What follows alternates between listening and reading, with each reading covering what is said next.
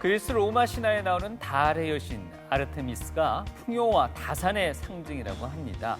달이 차오르고 기우는 모습이 여성들이 임신하고 출산하는 모습과 비슷하기 때문이라죠. 네, 달의 공전 주기 또한 여성의 생리 주기와 비슷한데요. 네. 달을 지났다라는 뜻으로 월경으로 불리기도 합니다. 한 달에 한 번 찾아오는 자연스러운 현상이지만 그날이 오면 참 고통스러운 여성분들 많으십니다. 바로 네. 생리통 때문입니다. 아파도 무조건 참고 견뎌야 할까요? 그 원인은 다양하다고 합니다. 오늘 TV 메디컬 약손을 통해서 점검해 보도록 하겠습니다. 네, 도움 말씀 주실 오늘의 주치의 산부인과 박준철 교수님과 함께하겠습니다. 반갑습니다. 안녕하십니까.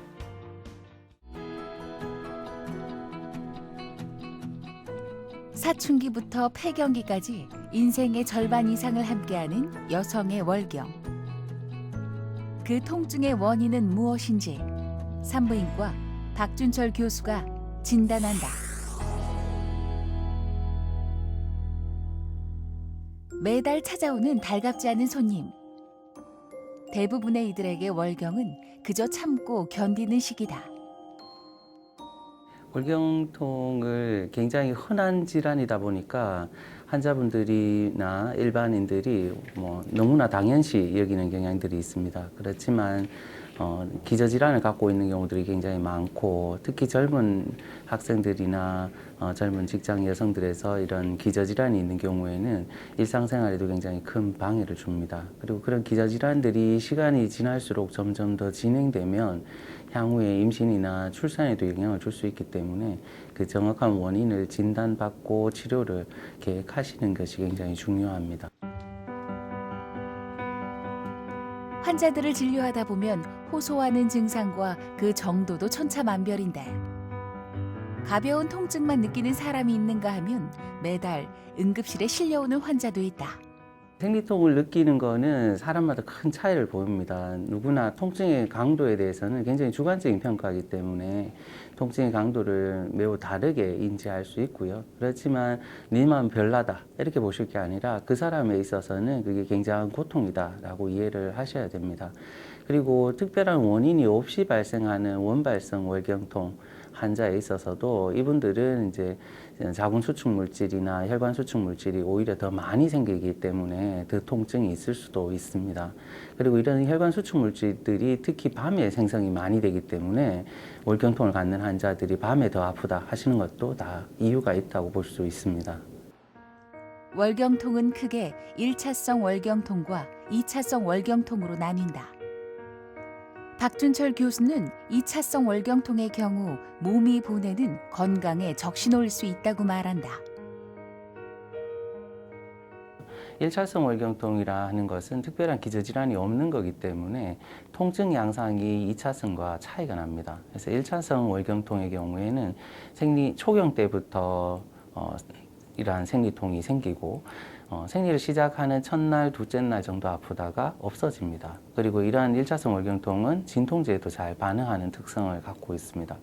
그에 비해서 기저질환을 갖고 있는 2차성 월경통의 경우에는 초경을 하고 수년이 지나고 나서 몇 년 지나고 나서부터 생기기 시작해서 해를 거듭할수록 자꾸 더 심해집니다. 그리고 초음파나 신체 진찰상에 기저질환이 진단되는 경우들이 있겠습니다. 그리고 이러한 통증들은 생리 전부터 시작해서 생리 기간 내내 아프고 심한 분들은 생리가 끝나고도 며칠간 지속적으로 아프다고 하십니다. 그래서 이런 분들은 수술적 교정이나 약물 치료를 필요로 하실 수 있겠습니다. 여성이라면 피할 수 없는 숙명이기에 더 꼼꼼히 점검을 해야 하는 월경통.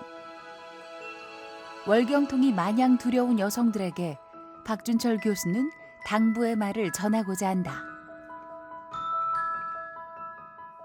생리통을 겪는 분들은 굉장히 많습니다. 무조건 참으시려고만 하시지 말고 이 강의를 통해서 생리통이 왜 생기는지 그리고 그런 원인에 따라서 어떤 방법으로 대처하시는 것이 가장 좋을지 도움이 됐으면 합니다.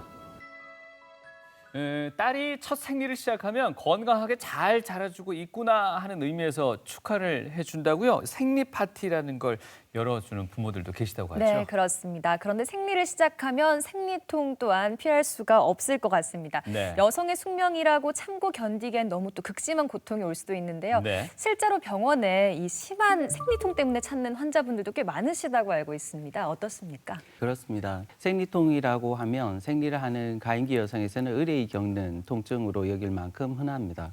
그렇지만 직장에 출근하지 못하거나 학교에 등교하기 어려울 만큼 극심한 통증을 겪는데도 불구하고 간과된다든지 유별나다고 오해받기도 하는 것이 문제입니다. 네. 슬라이드에서 보시면 가임기 여성의 절반 정도가 생리통을 경험하고 있고 그중에 일부는 극심한 생리통으로 인해서 학교에 등교하기가 어려울 정도의 통증을 호소하기도 합니다.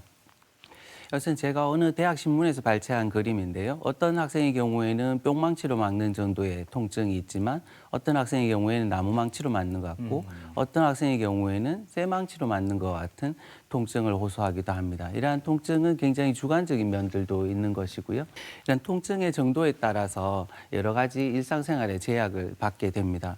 월경통은 단순히 하복통이나 요통, 두통, 하지 통증만 가져오는 것이 아니라 오심이나 구토, 설사와 같은 소화기 장애라든지 식욕저하, 배변 곤란증, 배뇨 장애 등을 호소하기도 합니다. 그리고 네. 일부 환자에서는 수면 장애라든지 어지럼증, 불안, 신경과민 등의 여러 가지 증상들을 호소할 수 있습니다. 네, 이런 증상이 너무 심하다 보면 일상생활도 힘들어지기 마련입니다. 네. 이런 분들을 위해서 생리통으로 인한 결석을 출석으로 인정해주는 생리공결제도도 있고요. 또 근로기준법에 따르면 한 달에 하루 휴가를 인정하는 여성보건휴가 제도도 있습니다. 네, 정말 이런 제도적 장치가 필요할 만큼 그 고통이 심한 생리통이라는 건데요. 네. 요즘은 초경 시기는 점점 빨라지고 또 오히려 뭐 출산이나 임신 시기는 예전에 비해서 점점 늦어지고 있지 네. 않습니까? 여러 가지 이런 사회적 변화가 여성들의 그 건강에 미치는 영향도 좀 달라졌을 것 같습니다. 어떻습니까? 네, 최근에 들어서 현대 여성들은 과거 여성들에 비해서 훨씬 더 많은 수의 생리를 하고 있고 더 오랜 기간 생리를 하고 있습니다. 네. 이러한 반복적인 생리로 인해서 생리 관련 질환들에 노출될 확률이 훨씬 더 높아지고 있습니다. 네.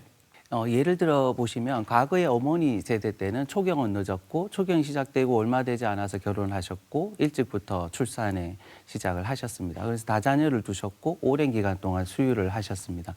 그렇게 하시면 5명의 자녀를 두었다고 생각을 했을 때 네. 평생 160회 정도의 생리를 하는 것으로 되어 있습니다.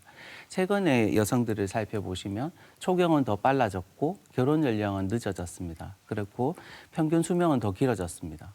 결혼 후에 한두 명의 자녀밖에 두지 않고 수유 기간도 훨씬 짧아졌습니다. 그렇게 함으로써 과거 어머니들이 160회 하셨는데 비해서 지금은 460회로 거의 5배 이상 증가하는 양상을 보여주고 있습니다. 네. 네. 그래서 실제로 월경통 관련된 치료 환자의 예를 보시면 국민건강보험공단에서 집계된 월경통 치료 환자들의 숫자를 보시면 2007년에 비해서 2011년에 47%에 가까운 증가를 보여주고 있습니다. 네. 그래프를 보면 많은 분들이 요즘은 치료를 또 하고는 계시지만 네. 이 생리통을 쉽게 말하기는 가끔은 좀 민망할 때도 있습니다. 그냥 그날이다, 뭐 마법에 걸렸다라는 말로 넘어가는 경우도 많은데 이렇게 여성의 숙명으로 참고 견디기만은 좀 힘든 게 또 사실이거든요.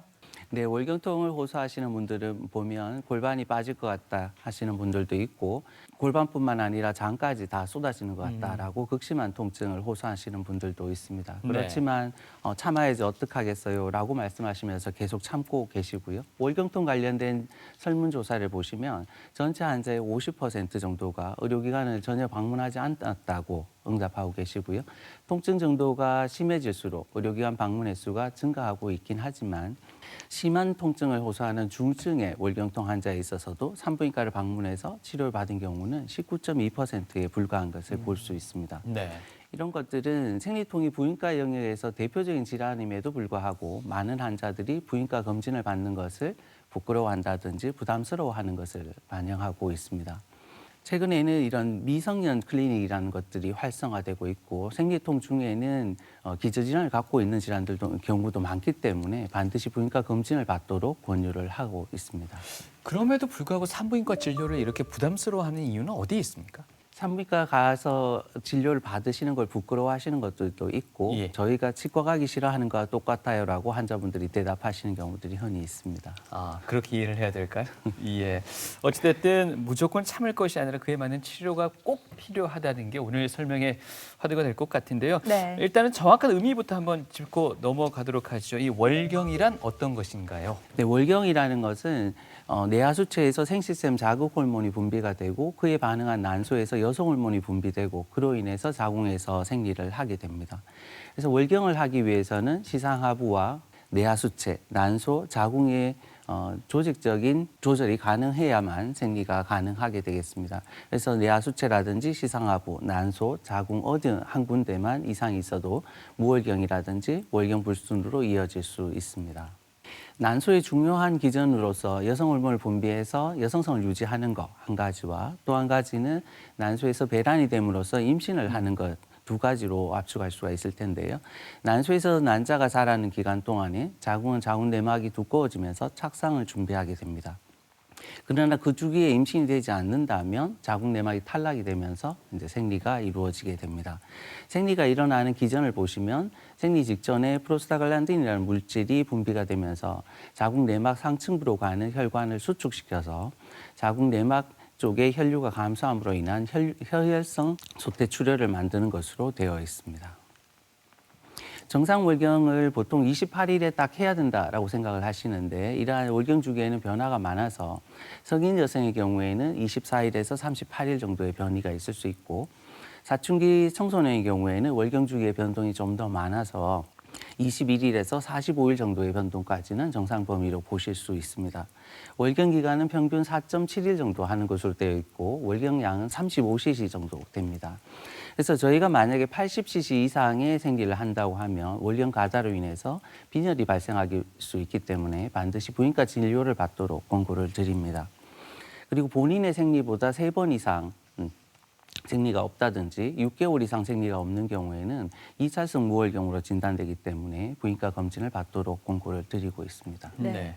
네, 본인의 생리 주기 또 생리 기간, 생리량을 잘 파악해 보시고요. 네. 정상 범위에서 좀 많이 벗어나 있다 싶으면 병원을 찾아서 또 진료까지 받아야 될 것 같습니다. 네. 자, 지금부터 생리통의 그 원인에 대해서 하나씩 꼼꼼히 살펴보겠습니다. 네. 1차성, 2차성으로 일단은 구분하는 것 같더라고요. 네. 예. 1차성 월경통이라는 것은 기저질환이 없는 경우를 1차성 월경통으로 구분하고 네. 기저질환이 있는 경우는 2차성 월경통으로 구분을 합니다. 2차성 월경통의 기저질환으로서는 자궁경부나 질의 막힘증이 있다든지 자궁근종이나 자궁승근증, 자궁내막증, 골반 유착 등이 있을 수 있습니다. 월경통의 치료를 위해서는 1차성 월경통과 2차성 월경통을 구분하는 것이 굉장히 중요한데요. 네. 이 증상에 있어서도 큰 차이를 보입니다. 1차성 월경통은 대부분 초경 때부터 발생을 하고 생리 직후부터 통증이 생겨서 2, 3일간 지속이 됩니다. 그에 비해서 2차성 월경통은 초경 수년 뒤에 발생을 해서 점차 악화되는 양상을 보이게 되고 생리 시작 전부터 통증이 시작되어서 생리가 끝나고도 수일간 통증이 지속되는 차이점을 보여주고 있습니다. 네. 먼저 1차성 월경통부터 좀 더 자세하게 알아보겠습니다. 네. 저희가 평소에 진통제를 먹으면서 증상을 좀 완화시키는 그런 월경통이라고 볼 수 있을까요?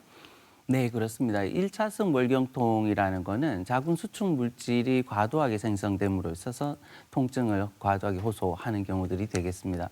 앞서 생리 기전을 설명드릴 때 생리를 하기 직전에 프로스타글란딘이라는 자궁 수축 물질이 분비가 되어서 자궁 내막을 탈락시킨다라고 설명을 드렸었는데요. 이런 프로스타글란딘 생성이 과도한 학생에 있어서 통증을 더 많이 느끼게 됩니다. 이런 복잡한 기전을 통해서 프로스타글란딘이라는 물질이 생성이 되게 되면 하복통을 만들 수 있고요. 다른 기전으로서 루코트리엔을 만들게 되면 오심이나 구토, 설사, 두통 등의 증상을 호소하게 됩니다. 따라서 월경통이 심한 학생에서는 프로스타글란딘 생성을 억제하는 약제들을 선택해서 드시는 편이 훨씬 더 효과적으로 통증을 관리할 수 있겠습니다. 예. 그래서 앞서 말씀드린 것처럼 프로스타글란딘을 억제하는 이부프로펜이나 나프록센, 메페나믹산 등의 계열의 약제를 선택하시는 것이 조금 더 효과를 보실 수 있겠고, 특히 중요한 것은 이 복용 시기가 되겠습니다. 앞서 1차성 월경통은 생리 직전에 생성된 프로스타글란딘에 의해서 통증이 생긴다라고 설명을 드렸습니다. 그렇기 때문에 생리 있기 직전에 이 프로스타글란딘이 형성되는 시기에 약제 복용을 시작하는 것이 효과를 보시는데 굉장히 중요합니다. 그래서 생리 있기 직전에 드신다든지 아니면 생리가 시작되었다면 가급적 빨리 복용을 시작하시는 것이 적은 약제 숫자로서도 통증을 효과적으로 조절하실 수 있겠습니다. 네. 이러한 진통제를 드시고라고 설명을 드리면, 진통제를 드시면 차츰 내성이 생겨서 다음 달에 더 많이 드셔야 된다든지 앞으로 듣지 않으면 어떡할까라든지 이러한 진통제로 인해서 난임이 되지 않는가 하는 걱정을 하는 학생들을 만날 수 있습니다. 그런데 일반적인 월경통에 처방되는 소염 진통제들은 약제 내성이 생기지 않기 때문에 갈수록 약을 더 많이 복용해야 된다든지 하는 경우들은 없겠고, 진통제 관련해서 난임을 유발한다든지 이런 경우들도 없습니다. 다만 다음 설명에서 보이는 것처럼 기저질환을 가지시는 경우에는 그 기저질환으로 인해서 난임이 유발되실 수 있겠습니다. 네. 네. 1차성 월경통의 1차 치료는 소염 진통제가 되겠습니다. 소염 진통제 치료에서 반응을 보이지 않는다면 경구 피임약을 같이 복용하실 수 있겠고요. 물론 피임을 원하시는 경우에는 경구 피임약을 1차 치료 약제로 선택하실 수도 있겠습니다. 그러나 소염 진통제와 경구 피임약을 같이 3주기 이상 복용했음에도 불구하고 통증이 개선되지 않는다면 2차성 월경통을 의심하시고 복강경 검사를 해보는 것이 추천된다고 하겠습니다. 네. 예. 그럼 경구 피임약을 드시라고 하면 저는 피임이 필요 없는데요 하시는 분들이 많습니다. 그런데 이런 피임약에 대해서 국민건강보험공단에서도 친절히 안내를 하고 있습니다. 보시는 것처럼 피임약은 피임이 주 목적이긴 하지만 여드름이나 담호증, 월경통, 불규칙한 생리 등을 치료하기 위해서 복용할 수 있다라고 설명하고 있고요. 여러 가지 우려에도 불구하고 난소암이나 자궁의 임신, 대장암, 철경 피성 빈혈을 예방할 수 있다라고 안내하기도 합니다. 이런 경구 피임약을 드실 때 어머니들이 가장 걱정하시는 것 중에 하나가 나중에 임신하지 못하는 거 아니에요 하는 걱정들을 하시는데요. 네. 경구 피임약을 복용하시다가 중단했는 경우에 중단한 다음 달에 임신율이 20%, 1년 후에 임신할 가능성이 80%로 경구 피임약을 한 번도 복용하지 않은 사람과에서 전혀 차이를 보이지 않습니다. 그래서 경구 피임약의 복용은 단기간, 장기간에 있어서 임신율에 부정적 영향을 끼치지 않는다라고 설명드릴 수 있겠습니다. 네. 네. 경구 피임약의 오해까지 함께 풀어주셨는데요. 약 복용도 물론 중요하겠습니다만 생활 습관에서부터의 어떤 개선을 통한 예방이 더더욱 중요하지 않을까 하는 생각도 듭니다. 어떤 부분에 좀 더 주의를 기울이고 신경을 쓰면 좋을까요, 교수님? 네, 월경통의 위험 요인들을 살펴보시면 물론 가족력이 있는 경우에 조금 더 많이 통증을 호소하는 경우들이 있고요. 초경이 빠르다든지 아니면 월경 기간이 기신 분들 그리고 임신력이 없는 경우에 좀 더 통증을 더 많이 겪는 것으로 되어 있습니다. 그렇지만 이런 것들은 어떻게 바꿀 수가 없는 데 비해서 바꿀 수 있는 지표들은 너무 비만하다든지 너무 마른 체형이라든지 생선 섭취가 적은 경우, 흡연을 하거나 카페인 섭취가 많은 경우, 그리고 우울증이나 불안장애가 있는 경우에 생리통을 더 많이 겪으시는 것으로 알려져 있습니다. 네.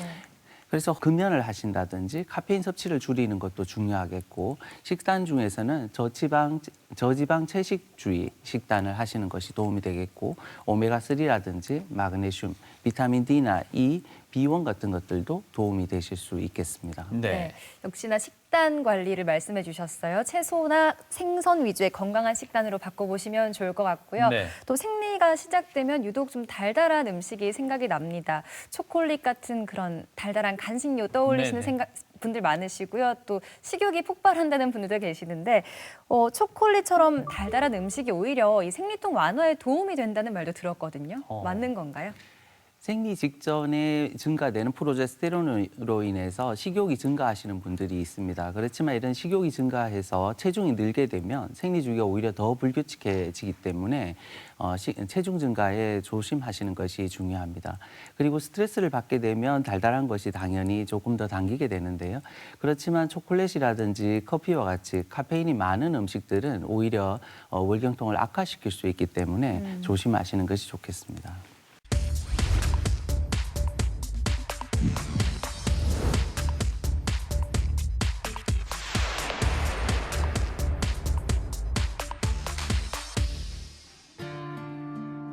가장 예민할 시기. 언젠가부터 미나 씨에게는 참지 못할 고민이 생겼다. 작년 4월 달부터 너무 생리할 때마다 배가 너무 아프기 시작했어요. 그래서 새벽에 갑자기 아파가지고 잠을 못 잘 정도로 그게 너무 심하게 왔었거든요. 그러다가 이제 응급실 가고 그게 매달 생리할 때마다 지속되니까 이거는 심각하다고 그때부터 생각이 든 것 같아요. 미나 씨의 월경통에는 원인이 있었으니 바로 자궁선근증. 비교적 흔한 양성 종양이지만 삶의 질을 위해 수술이 필요했다. 수술을 통해서 그 병변 부위를 제거함으로써 지금은 거의 통증이 없이 잘 지내시고 계시고요. 사춘기 즈음에서 생기는 격심한 통증의 경우에는 기형이 있다든지 다른 기저질환이 있는 경우들이 있을 수 있고요. 기형과 잘 감별해서 수술하는 것이 굉장히 중요합니다. 사실 이게 첫 수술이어서 저는 조금 무섭긴 했는데 저는 빨리 수술해서 일단 고통을 없애야겠다는 생각밖에 안 들었던 것 같아요. 지금은 약물 치료를 받으며 증상 없이 잘 지낸다는 미나 씨. 수술 후 쾌적해진 일상이 미나 씨는 너무 만족스럽다. 저는 이제 원래 생리통이 너무 심할 때는 학교도 못 가고 주기적인 게 아니라서 완전 걱정했었거든요. 갑자기 생리가 일어나면 막 통증이 막 오니까 그래서 여행도 못 가고 그래서 이제 다 좋아졌으니까 코로나만 지나면은 여행을 빨리 가고 싶어요. 여행 가고 이제 먹고 싶은 것도 먹고 하고 싶은 것도 하고 싶어요. TV 메디컬 약속 오늘 이 시간 생리통의 원인과 치료법에 대해서 알아보고 있습니다. 네, 방금 만나보신 영상에서요. 사춘기 자궁선근증 치료받은 환자 사례 만나봤는데요. 네. 흔히 자궁 관련된 질환 하면 좀 중년의 여성분들에게 많이 나타난다고 생각을 하는데 요즘은 연령대가 점점 더 낮아지고 있는 것 같습니다. 네, 결혼 연령이 늦어지면서 미혼 여성에 있어서도 자궁내막증이나 자궁근종, 자궁승근증 등의 여러 가지 부인과 병변을 갖고 계신 분들이 흔히 계십니다. 이러한 병변들은 향후에 임신과 출산에도 심각한 영향을 주기 때문에 보다 세심한 관리가 필요로 합니다. 진통제 치료에 반응하지 않는 정도의 심한 통증을 갖거나 일상생활에 힘드실 정도의 통증을 갖는 분들에 있어서는 부인과 검진을 반드시 받도록 권고를 드리고 있습니다. 그 말인즉슨 앞서 얘기하셨던 기저질환이 있을 가능성이 높다. 네, 그렇습니다. 2차성 생리통이라는 표현을 써주셨던 것 같은데요. 2차성 생리통에 대해서 조금 더 설명을 들어보도록 하죠. 네, 2차성 월경통이라는 것은 기저질환을 갖고 있는 통증이 되겠습니다. 그래서 흔한 것으로서는 자궁경부나 질의 막힘증을 갖는 선천성 기형이나 자궁경관 폐쇄 등이 있을 수 있고요. 자궁의 병변으로서는 자궁내막증이나 골반 유착 등이 있을 수 있습니다. 자궁내 병변으로서는 자궁근종이나 자궁승근증, 자궁내막 용종 등이 그 원인이 될 수 있습니다. 먼저 생식기 기형을 보시면 무공성 천여막이라든지 질경막, 자궁경부 폐쇄나 무형승증, 그리고 여러 가지 자궁 기형들이 있습니다. 이런 자궁 기형이 있는 경우에 자궁 내에서 형성된 월경혈이 바깥으로 배출되지 않고 복강 내로 역류하게 되기 때문에 심한 통증을 만들 수 있습니다. 또한 이런 기형들을 갖고 있는 분들의 경우에 향후 임신이나 출산에도 밀접한 영향이 있기 때문에 처음에 정확한 진단을 통해서 수술적 교정을 하는 것이 중요하다고 할 수 있겠습니다. 그런데 이러한 통증들은 생리가 발생하는 초경 때부터 통증이 발생하게 되고 또한 학교에 등교하기 어려울 정도의 극심한 통증을 호소하고 있기 때문에 응급실을 방문하는 경우들이 흔히 나타납니다. 네. 이 경우를 보시면 12살의 여아고 매달 반복되는 극심한 통증으로 인해서 학교 등교가 불가능해서 응급실을 방문한 경우가 됩니다. 네, 이 환자에 있어서는 자궁이 두 개로 이렇게 나누어져 있는데 오른쪽 자궁의 경우는 질과 연결되어 있어서 월경혈이 배출이 되는 것이고 왼쪽 자궁의 경우에는 질 하단부에 폐쇄가 있어서 질 내에 혈액이 고이고 있는 양상입니다. 그래서 이 고여있는 월경혈이 복강 내로 역류되면서 통증을 점점 더 많이 유발할 수 있겠습니다. 예. 네. 그래서 진단은 중복 자궁에 의한 질경막 폐쇄라고 볼 수 있고요. 이러한 질경막을 수술적으로 제거함으로써 월경통의 완화를 즉각적으로 기대하실 수 있겠습니다. 이러한 생식기 기형을 갖는 학생들에 있어서는 향후에 자궁 내막증 발생도 굉장히 증가되는 것으로 되어 있습니다. 이것은 저희 병원을 방문한 400여 정도의 자궁 기형 환자들을 분석한 경우고요. 여러 가지 종류의 기형에 있어서 자궁 내막증 발생이 증가되는 것으로 되어 있습니다. 특히 막힘증이 없는 학생에 비해서 막힘증을 갖고 있는 학생들에 있어서 자궁 내막증이 훨씬 더 높은 빈도로 발생을 하고, 특히 자궁 내막을 가지고 있는 흔적 자궁을 있는 환자에서 자궁 내막증 발생이 증가되는 것으로 되어 있습니다. 그래서 생식기 기형이 진단된다면 수술적 교정도 중요하고 향후 지속적인 관리가 굉장히 중요하다라고 말씀드릴 수 있습니다. 네. 이러한 자궁 기형과 구분해야 되는 것 중에 하나가 사춘기 낭성 자궁 승근증이 되겠습니다. 성인에서 발생하는 자궁 승근증의 경우에는 좀 더 딱딱한 자궁 혹으로 발견되지만 사춘기 학생들에 있어서는 월경혈이 자궁 내에 낭성 조직으로 고이게 되는 양상을 보여주게 됩니다. 그래서 간혹 선천성 자궁 기형으로 오인될 수 있고요. 그렇지만 사춘기 낭성 자궁 승근증으로 진단이 된다면 자궁 내막 조직을 수술적으로 제거함으로써 정상 자궁 모양을 유지할 수도 있고 월경통으로부터 해방될 수 있겠습니다. 네. 앞서서 자궁이 기형이면 자궁 내막증 발병률이 높아진다고 말씀을 해주셨는데요. 이 자궁 내막증 조금 더 자세하게 설명 부탁드릴게요. 네, 자궁 내막증이라고 하는 것은 자궁 내막에 자궁 안에 있어야 될 자궁 내막 조직이 자궁 밖에 존재하는 것입니다.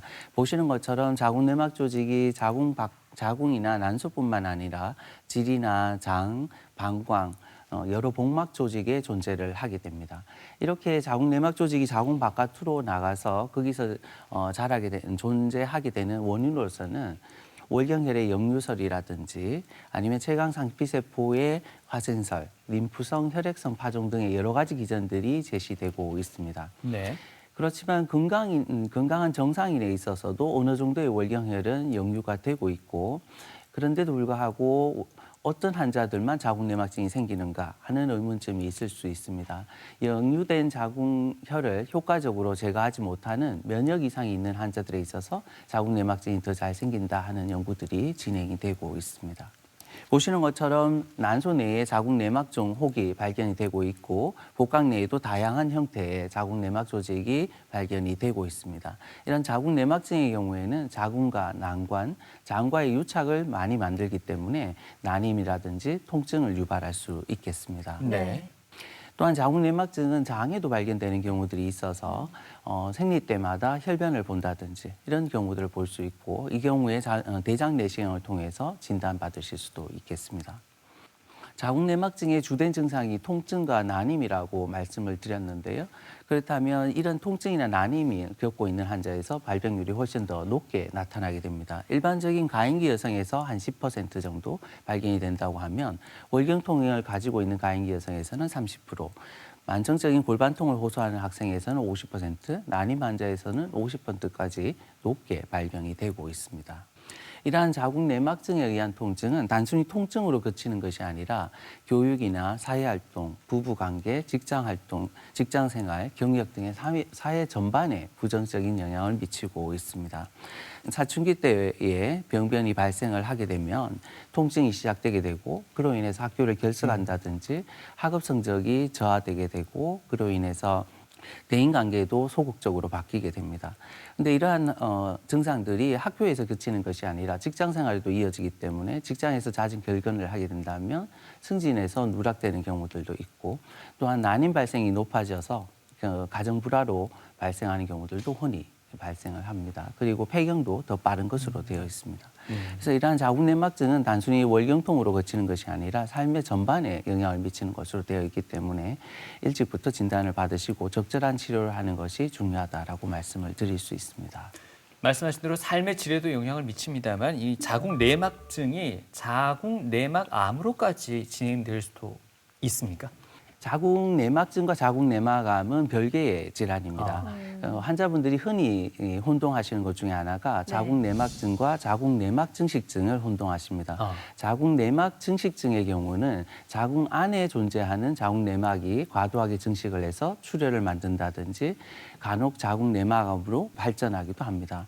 그렇지만 지금 설명드리고 있는 자궁 내막 증식증의 경우에는 자궁 내막 조직이 자궁 밖에서 존재하는 질환이기 때문에 자궁 내막 증식증과는 별개의 질환이다라고 설명드릴 수 있겠습니다. 네.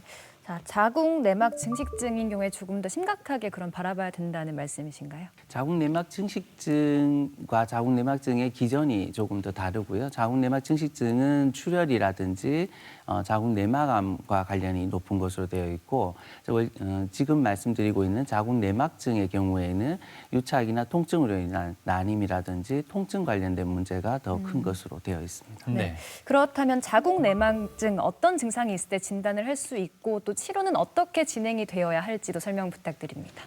자궁 내막증은 신체 진찰만으로도 진단되는 경우들이 있을 수 있고요. 혈액 검사로도 도움을 받을 수 있습니다. 그렇지만 초음파 검사라든지 MRI를 통해서 특징적인 병변을 확인하는 것이 중요하겠고 가장 확실한 방법은 진단 복강경을 통해서 확진을 받을 수 있겠습니다. 자궁 내막증으로 진단된다면 치료는 수술적 치료와 약물적 치료로 나누어 볼 수 있는데요. 수술적 치료에서는 병변 조직을 제거함으로써 통증 완화를 바로 기대하실 수 있고 정상적인 해부학 구조를 회복함으로써 임신율을 증가시킬 수 있다 하는 것이 큰 장점이 되겠습니다. 그렇지만 난소 내에 존재하는 병변을 제거하는 과정에서 난소 조직의 손상을 피할 수가 없게 되겠고 그로 인하여 난소 기능의 감소를 겪는 것이 단점이 되겠습니다. 네. 약물 치료의 경우에는 통증 경감 완화 효과는 수술식 치료와 비슷한 효과를 보여주고 있습니다. 최근에는 부작용이 적은 여러 약물 치료들이 개발이 되어 있어서 약물 치료 관련돼서 치료를 하시는 분들이 점점 비중이 증가되고 있습니다. 이것은 저희 병원 데이터인데요. 다른 난소에 혹을 수술했는 경우에 비해서 자궁 내막증으로 수술한 경우에는 난소 기능 감소가 훨씬 더 심한 것을 볼 수가 있습니다. 그래서 아직 출산을 하지 않은 미혼 여성에서의 자궁 내막증 수술은 보다 세심한 주의가 필요하겠습니다. 네. 또한 자궁 내막증은 수술 후의 관리도 굉장히 중요한데요. 수술을 통해서 자궁 내막증 조직을 다 제거했다 하더라도 다시 생리를 하는 기간 동안에 다시 재발할 수가 있기 때문에 재발이 굉장히 높은 질환으로 알려져 있습니다. 그래서 임신 계획이 없는 청소년 학생들의 경우에는 임신을 계획할 때까지 충분한 기간 동안에 약물 치료를 함으로써 재발 방지하는 것이 굉장히 중요하게 되어 있고 임신을 계획하고 있는 여성에 있어서는 수술 직후에 임신율이 가장 높은 것으로 되어 있기 때문에 수술 이후에 약물 치료를 하시기보다는 적극적으로 임신 시도를 하는 것이 더 중요하겠습니다. 요즘은 수술 이후에 임신율을 평가하는 여러 가지 지표들이 잘 개발되어 있습니다. 그래서 수술 이후 자유 임신이 가능한 것인지 아니면 체외 수정이라든지 이런 보조 생식술이 필요한지를 미리 상담을 하셔서 수술 직후에 적극적으로 임신 시도를 하시는 것이 중요하다고 말씀드릴 수 있겠습니다. 자궁 내막증 치료 패러다임 중에 가장 큰 변화를 보이는 것이 약물 치료입니다. 과거의 약물 치료는 강력한 약제로 단기간 사용을 했었습니다. 그렇지만 최근에는 보다 부작용이 적은 약제로 장기간 치료를 하는 것이 재발 방지 효과나 통증 완화 효과가 훨씬 더 좋은 것으로 되어 있어서 여러 프로제스틴 약제들이 개발되어서 사용이 되고 있습니다. 프로제스틴 약물 치료의 효과를 보여주는 그래프입니다. 위약군에 비해서 현저한 통증 감소를 보여주고 있고 약물 치료를 하는 동안 지속적인 통증 감소 효과를 보여주고 있습니다. 네, 이 생리통의 1차성 원인과 2차성 원인으로 나눠서 설명드리고 있고요. 방금 말씀하셨던 자궁 내막증은 이 기저질환을 동반한 2차성 원인 가운데 자궁 외 문제점을 짚어주신 거고요. 이어지는 부분은 자궁 내 문제점이라고요. 네, 그렇습니다. 2차성 월경통 중에 가장 많은 원인이 자궁 내막증이었다면 그 외에도 자궁 내 병변을 가지고 통증을 호소하는 환자들도 흔히 있습니다. 자궁 내 병변이라고 하는 것은 자궁 근육 내에 종괴로 관찰되는 자궁 근종이라든지 자궁 승근증, 자궁 내막 용종 등이 있을 수 있습니다. 흔히들 이제 혼동하시는 것 중에 하나가 자궁 근종과 자궁 승근증을 어려워하십니다. 정상 자궁과 비교해서 자궁 근종의 경우에는 비교적 경계를 뚜렷이 하게 되는 종괴 형태로 나타나게 됩니다. 그렇기 때문에 이런 자궁 근종의 경우에는 근종만 제거한다든지 하는 것이 가능해집니다. 자궁 근종이 자궁 내에 이런 경계가 뚜렷한 종괴 형태로 나타나는 데 비해서 자궁 승근증의 경우에는 자궁 전체 벽이 두꺼워지는 형태로 보여집니다. 그렇기 때문에 자궁성근증은 자궁벽 일부를 제거한다고 해서 통증의 완화라든지 이런 것을 기대할 수가 없게 되겠습니다. 그래서 일반적으로 자궁성근증의 수술적 치료는 전자궁적출술이 표준 치료가 됩니다. 다만 반복적인 시험관 얘기를 실패한다든지 이런 경우에 한해서 일부 절제 수술을 하고 시험관 얘기를 시도하는 경우들이 최근에 시도되고 있지만 표준 치료는 전자궁적출술이라고 볼 수 있겠습니다. 네. 자궁성근증이라는 것은 자궁 내막 조직이 자궁 근육층 내에 침륜해서 자라고 있는 상태가 되겠고요. 자궁이 커질수록 월경통이 심해지고 월경량이 많아지는 증상을 보여주게 됩니다. 치료는 앞에서 말씀드린 것처럼 전자궁적출술이나 이런 것을 기피하신 경우에 약물 치료를 시도해 보실 수 있겠습니다. 과거의 전자궁적출술이 주로 개복술에 의해서 이루어졌다고 한다면 최근에 전자궁적출술은 대부분 복강경을 통해서 이루어지기 때문에 통증이 매우 적어서 수술 다음 날만 되면 보행이 가능하시고 흉터도 적게 남는다 하는 것이 큰 장점이 되실 수 있겠습니다. 그렇지만 동양인에 있어서는 특히 한국인에 있어서는 자궁적출술을 굉장히 기피하시는 분들이 많고 수술을 원치 않는 경우에는 약물 치료를 시도해 보실 수 있겠습니다. 그러한 치료 방법 중에 하나가 자궁내 장치가 되겠습니다. 과거 사용하시던 루프의 경우에는 피임 목적으로만 사용되고 있었는데 최근에 개발된 이러한 자궁내 장치들은 자궁내 장치 내에 약물을 함유하고 있어서 약물을 지속적으로 방출함으로써 약제를 굳이 복용하지 않으셔도 자궁 내에 자궁 내막 조직이나 자궁성근증 조직의 위축을 가져와서 통증 완화를 기대하실 수 있겠습니다. 자궁내 장치를 사용해 있는 치료 효과를 보시면 통증 점수가 시술 전에 비해서 시술 후에 급격히 감소하는 것을 보실 수 있고 이러한 자궁내 장치의 약물 효과는 5년 정도 지속되는 것으로 되어 있고 5년 내내 지속적인 통증 감소 효과를 보여주고 있습니다.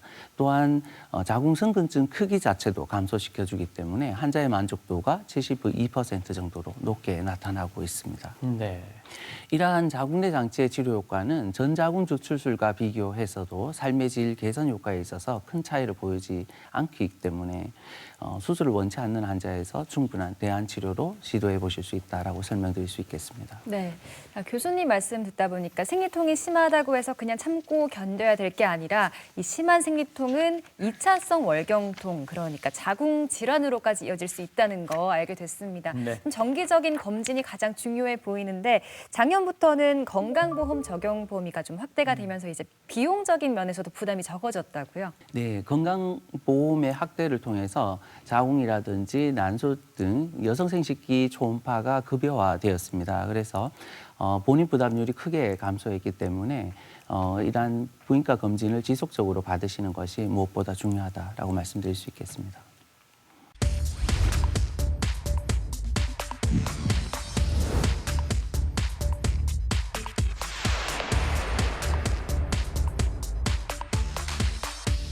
아파서 집중이 안 돼서 조퇴도 많이 했었어요. 저는 사소한 일에도 신경질이 많이 나고 짜증이 많이 나는 것 같아요.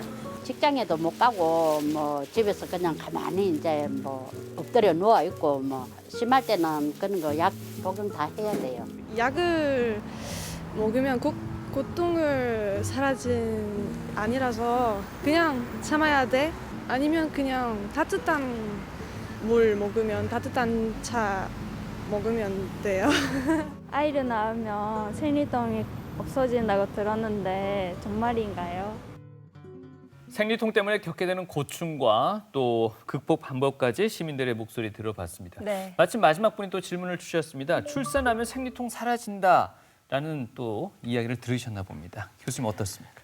네, 1차성 생리통의 경우에는 출산 이후에 줄어드시는 분들이 있습니다. 네. 그리고 2차성 월경통 중에도 자궁 내막증이나 자궁 성근증의 경우에는 분만 후에 좋아지시는 분들이 있을 수 있습니다. 그렇지만 자궁 건종의 경우에는 임신 기간 동안에 오히려 더 크기가 커지는 경우들이 있기 때문에 네. 질환에 따라서 다르다라고 말씀드릴 수 있겠습니다. 네, 알겠습니다. 자, 이 밖에도 말 못했던 궁금증들 약손 상담실 통해서 하나씩 풀어보도록 하겠습니다. 네. 첫 번째 사연 만나보겠습니다. 20대 후반의 미혼입니다. 초등학교 6학년 때 첫 생리를 시작한 이후로 생리통이 거의 없었는데요. 최근 6개월 전부터 없던 생리통이 생겼습니다. 갑작스러운 생리통은 몸의 이상 신호일까요? 라고 보내주셨어요. 20대 후반에 없던 생리통이 생기셨답니다. 어떻습니까? 이게 없던 생리통이 나중에 생긴 경우, 초경 이후에 수년 지나고 나서 생긴 통증이고요. 이런 경우에는 특히나 2차성 월경통의 가능성이 더 높습니다. 그렇기 때문에 자궁 내막증이나 자궁 승근증과 같은 병변이 있는지 부인과 검진을 받으시도록 권고드릴 수 있겠습니다. 네, 다음 사연 받아보겠습니다. 6개월 전 초경을 시작한 12살 딸아이가 얼마 전부터 생리통을 호소합니다. 다행히 하루가 지나면 생리통이 없어지는데 이번 달엔 너무 아파서 진통제 하나를 먹였습니다. 성인이 먹는 약을 아이가 먹어도 괜찮은지 궁금합니다. 혹시 성장에 악영향을 미치진 않을까요? 하셨네요. 네, 하루가 지나면 생리통이 사라지니까 병원은 따로 안 가보셨다고 하는데 네. 이런 성인들의 진통제 아이도 먹어도 되는 건가요? 우선은 초경과 함께 생겼고 하루 정도밖에 지속되지 않고 진통제로서 효과를 본다면 1차성 월경통의 가능성이 굉장히 많습니다. 네. 그래서 효과적인 진통제를 복용하시는 것이 타당하다라고 볼 수 있겠고요. 네. 우선은 저희가 흔히 감기 때 가장 많이 처방되는 것이 소염 진통제입니다. 그래서 네. 소염 진통제를 드신다고 해서 성장 발육에 영향을 준다든지 뭐 이런 것들은 걱정하실 필요가 없습니다. 다만 아이의 체중을 감안해서 약제 용량을 선택하시는 것이 중요하겠습니다. 체중을 고려한 약제 용량 선택이라면 좀 더 구체적으로 어떻게 될까요? 보통 초경을 시작할 정도의 아이들은 성인 체중을 갖는 경우들이 많습니다. 45kg, 50kg 이렇게 된다면 뭐 성인 약제 복용을 한다고 아무 문제가 없을 겁니다. 그렇지만 30kg 미만의 체중이 적은 학생들의 경우에는 약제 용량을 줄여서 복용하시도록 해야 될 것 같습니다. 네. 알겠습니다. 자, 다음 사연도 바로 만나보겠습니다. 23살 대학생인데요. 생리를 시작하기 보름 전쯤만 되면 한쪽 옆구리가 유독 아픕니다. 어떤 달은 왼쪽이 아프고 또 어떤 달은 오른쪽이 아프고 심할 때는 허리를 펼 수 없을 정도입니다. 인터넷을 찾아보니 배란통과 증상이 비슷하더라고요. 하루 이틀 지나면 통증이 사라져서 그냥 참고 버티는데 이대로 놔둬도 괜찮을까요? 네. 일단 생리 시작 보름 전부터 아프답니다.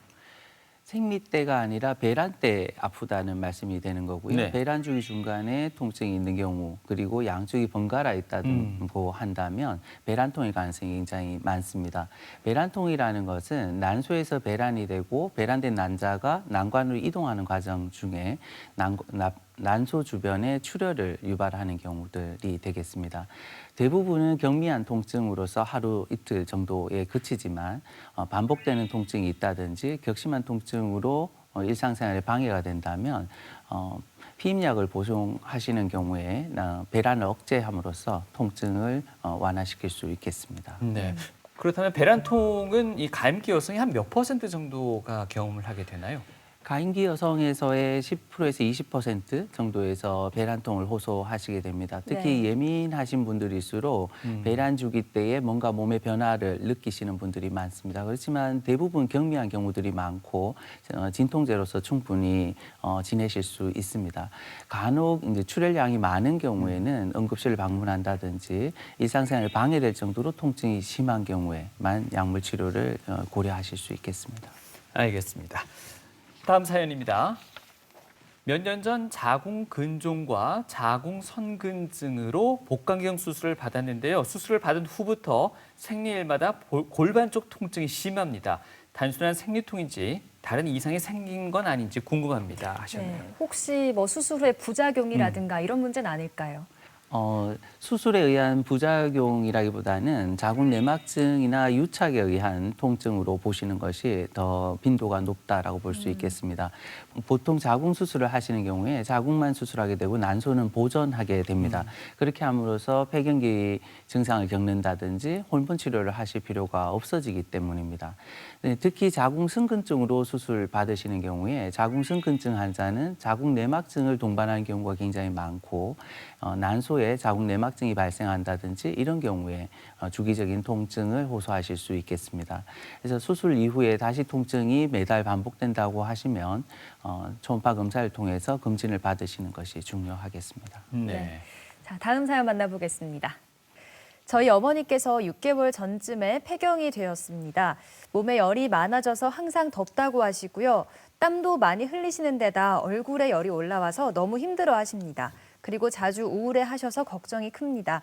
이러한 증상을 치료하는 방법은 없을까요? 네, 아무래도 폐경 맞으면 심리적 허탈감이란 걸 또 경험하실 수밖에 없다고 하는데요.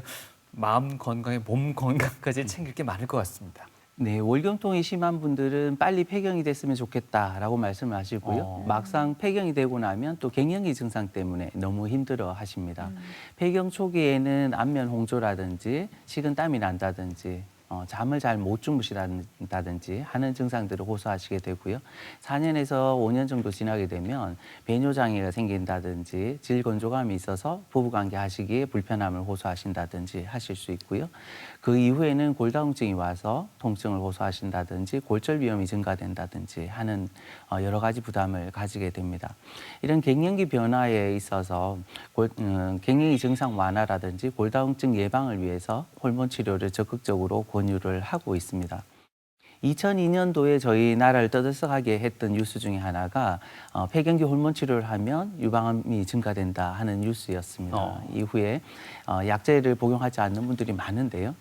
실제로 2002년도에 연구에 참여했던 분들이 20여 년이 지나고 나서 오히려 약제를 복용했던 그룹들이 더 건강하게 살고 있다 하는 것들이 보고되고 있습니다. 여러 유관학회에서 폐경기 호르몬 치료를 적극적으로 권유를 하고 있습니다. 그래서 갱년기 증상이 있으시다면 호르몬 치료를 하시는 것이 도움이 되실 수 있겠습니다. 방금 뭐 말씀도 주시긴 하셨습니다만 한국 여성들의 평균 수명이 이제 80세를 다 넘어서고 있다니까 폐경 상태가 인생의 한 3분의 1 이상이 될 수도 있다라고 이렇게 얘기를 하고 있습니다. 그만큼 말씀하셨던 그런 적극적인 대처가 좀 더 필요한 시기인 것 같네요. 맞습니다. 평균 수명이 증가됨으로 인해서 폐경 이후의 삶이 거의 전체 삶의 3분의 1 이상을 차지합니다. 그런 기간을 무작정 참고만 지낸다 하는 것들도 어려움이 있을 거고요. 또 한 가지는 폐경 때에 골다공증이 생기는 분들은 평생 동안에 골절 위험도가 50%가 넘습니다. 그래서 젊은 환자에 있어서 척추골절이나 골반골절도 굉장히 큰 수술을 요합니다. 그런데 70대, 80대에서 이러한 골반골절이나 척추골절은 그로 인한 수술 위험도라든지 삶의 질 저하가 워낙 뚜렷하기 때문에 약물치료를 통해서 이러한 골다공증 예방하는 것이 굉장히 중요하다라고 말씀드릴 수 있습니다. 예. 자, TV 메디컬 약손 오늘 이 시간 생리통의 다양한 원인과 또 치료 방법에 대해서 자세하게 알아봤습니다. 네. 자, 끝으로 오늘 말씀 한번 정리해 주실까요? 네. 월경통을 무작정 참으실 게 아니라 월경통의 원인부터 파악하시는 것이 중요합니다. 1차성 월경통의 경우에는 적절한 진통제를 선택하셔서 생리기간 전부터 복용하신다면 월경통에서 벗어나실 수 있습니다. 2차성 월경통의 경우에는 그 기저질환에 따라서 수술치료라든지 약물치료의 효과적인 방편을 선택하실 수 있고 월경통이 없는 편안한 삶을 유지하실 수 있겠습니다. 제 입장에서는 오늘 강의 말미에 드릴 수 있는 말씀이 이것밖에 없을 것 같습니다. 참 경미한 통증과는 달리 이런 극심한 통증이 있으시다면요. 바로 이 자궁 건강의 위험 신호로 받아들이고 산부인과 진료를 꼭 받아보실 필요가 있을 것 같습니다. 그렇습니다. 그리고 한 번 더 정리해 드리자면요. 예. 식습관 개선도 생리통 예방에 큰 도움이 된다고 합니다. 카페인 줄이시고요. 채식과 생선 위주의 식단으로 바꿔보시는 거 추천해 드리겠습니다. 네. 자, 생리통의 원인과 치료법 자세히 알려주셨습니다. 산부인과 박준철 교수님과 함께했습니다. 감사합니다. 고맙습니다. 감사합니다.